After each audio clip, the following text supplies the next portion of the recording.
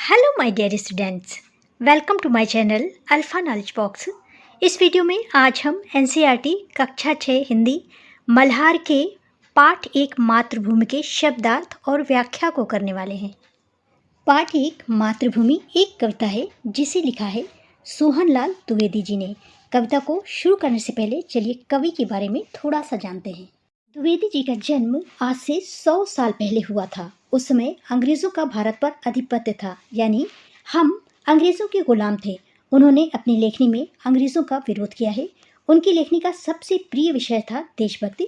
भारत के गौरव का गान करना उन्हें बहुत पसंद था, बहुत अच्छा लगता था। उनकी और चर्चित रचनाएं हैं बढ़े चलो, कोशिश करने वालों की हार नहीं होती।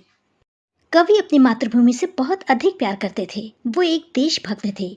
इस कविता के माध्यम से उन्होंने अपने देश की प्राकृतिक सुंदरता का वर्णन किया है और साथ ही अंग्रेज़ों के गुलाम होने के कारण उन्हें जताने की कोशिश की है कि मातृभूमि मेरी है, ये समृद्ध भूमि हमारी है, यहाँ पर जो कुछ भी है सब कुछ हमारा है। चलिए कविता को पढ़ते हैं और इसके अर्थ को समझते हैं। ऊंचा खड़ा हिमालय आकाश चूमता है, नीचे चरण तले झुक नित सिंधु झूमता है। यहाँ पर हिमालय शब्द हिमालय पर्वत के लिए प्रयोग हुआ है। आकाश शब्द का अर्थ हम सभी जानते हैं, आसमान, अंबर, नीलेश, नभ।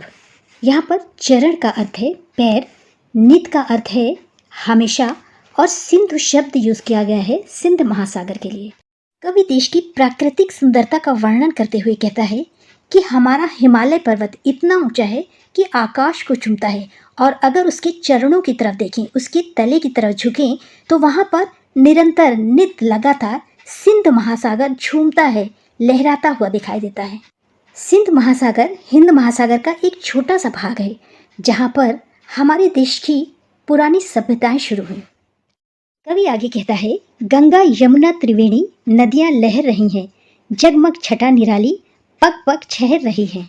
त्रिवेणी का अर्थ होता है जहाँ 3 नदियाँ आपस में मिलती हों।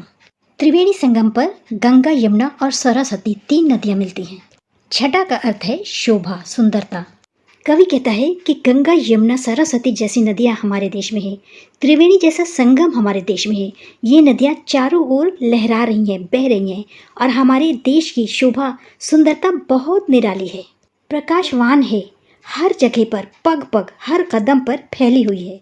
वह पुण्य भूमि मेरी, वह स्वर्ण भूमि मेरी, वह जन्म भूमि मेरी, वह मातृभूमि मेरी। पुण्य भूमि का अर्थ है पवित्र भूमि, स्वर्ण भूमि का अर्थ है सोने जैसी भूमि, जन्म भूमि का अर्थ है जहाँ जन्म लिया और मातृभूमि का अर्थ है पूर्वजों की भूमि।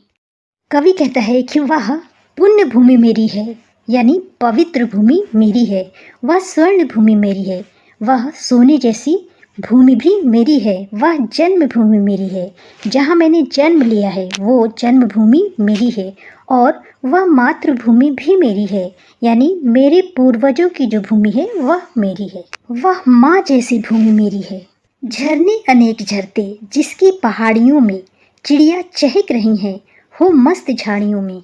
कवि कहता है कि मेरी मातृभूमि ऐसी है जहाँ जिसकी पहाड़ियों पर अनेकों झरने झरते हैं, बहते हैं और इसकी झाड़ियों पर मस्त होकर खुश होकर चिड़िया चहचहाती हैं, गुनगुनाती हैं, आनंदित होकर चहकती हैं। आगे कवि लिखता है, अमराइयाँ घनी हैं, कोयल पुकारती है, बहती मलय पवन है, तन मन संवारती है। अमराइयाँ का अर्थ है आम के पेड़ों का झुंड और मलय पवन का अर्थ है मलय पर्वत से आने वाली हवा। कवि कहता है कि हमारी मातृभूमि में आम के पेड़ों का झुंड है, आम के पेड़ बहुत पास पास लगे हुए हैं, जहाँ कोयल गुनगुनाती है, पुकारती है, कू कू करती है। घने सुंदर आम के पेड़ों पर कोयल अपनी मधुर आवाज़ में गाना गाती है और मलय पर्वत से आने वाली हवा हमारे देश के तन मन को संवारती है, उसके शरीर को, मन को सुंदर बनाती है, देश के तन मन को निखारती है। कवि आगे लिखता है, वह धर्म भूमि मेरी, वह कर्म भूमि मेरी, वह जन्म भूमि मेरी, वह मातृभूमि मेरी। धर्म भूमि का अर्थ है धार्मिकता की भूमि, कर्म भूमि का अर्थ है कार्य और मेहनत की भूमि। इन पंक्तियों के माध्यम से कवि कह रहा है कि वह भूमि जो कि धर्मों से भरी है वह मेरी है, वह भूमि जो कर्म और मेहनत से भरी हुई है वह मेरी है, वह भूमि जहाँ मैंने जन्म लिया है वह मेरी है और ये माँ की जैसी भूमि जो है वो भी मेरी है। कविता में आगे है, जन्मे जहाँ थे रघुपति, जन्मी जहाँ थी सीता, श्री कृष्ण ने सुनाई वंशी पुनीत गीता। यहाँ पर रघुपति का अर्थ है श्री राम। कवि कहता है कि जहाँ श्री राम जी ने जन्म लिया था, जहाँ सीता माता ने जन्म लिया था, जहाँ श्री कृष्ण ने अपनी मधुर वंशी से गीता सुनाई थी, वह मातृभूमि मेरी है। कवि आगे लिखता है, गौतम ने जन्म लेकर जिसका सुयश बढ़ाया, जग को दया सिखाया, जग को दिया दिखाया। कवि कहता है कि ये मातृभूमि मेरी ऐसी है जहाँ गौतम बुद्ध जैसे महान लोगों ने जन्म लिया। उन्होंने यहाँ जन्म लेकर हमारे देश की महिमा को बढ़ाया है, ज्ञान की ओर ले गए हैं। और अंत में कवि लिखता है, वह युद्ध भूमि मेरी, वह बुद्ध भूमि मेरी, वह मातृभूमि मेरी, वह जन्मभूमि मेरी। अंत में कवि कह रहा है कि ये युद्ध की भूमि मेरी है, वह बुद्ध की भूमि भी मेरी है, ये माँ जैसी मातृभूमि भी मेरी है, और ये जन्मभूमि जहाँ मैंने जन्म लिया, ये भूमि मेरी है। इस तरह से कवि ने अपने देशभक्ति को, देश प्रेम को गहरे प्रेम और सम्मान के साथ प्रस्तुत किया है। This is the end of video.